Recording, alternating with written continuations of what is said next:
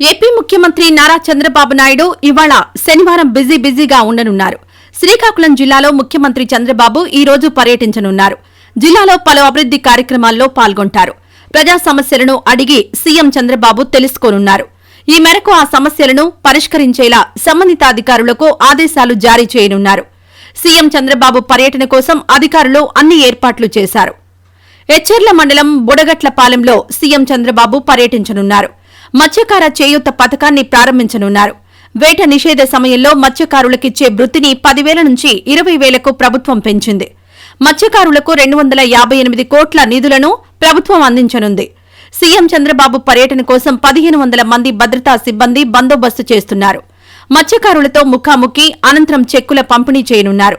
CM Chandrababu తమ గ్రామానికి వస్తూ ఉండడంతో బుడగట్లపాలెం వాసులు ఆనందం వ్యక్తం చేస్తున్నారు. సీఎం చంద్రబాబు పర్యటనతో ప్రజలకు ఎంతో మేలు జరగనుంది.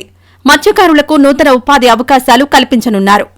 ఈ వీడియో నచ్చితే లైక్ చేయండి. అలాగే మా ఛానల్ ని ఫస్ట్ టైం కనుక చూస్తున్నట్టయితే ఇప్పుడే సబ్స్క్రైబ్ చేసుకుని పక్కనే ఉన్న గంట సింబల్ ని యాక్టివేట్ చేసుకోండి. అప్పుడే మేము పెట్టే ప్రతి వీడియో మీకు నోటిఫికేషన్ గా వస్తుంది. అలాగే ఈ వీడియో పూర్తిగా చూసినందుకు ధన్యవాదాలు.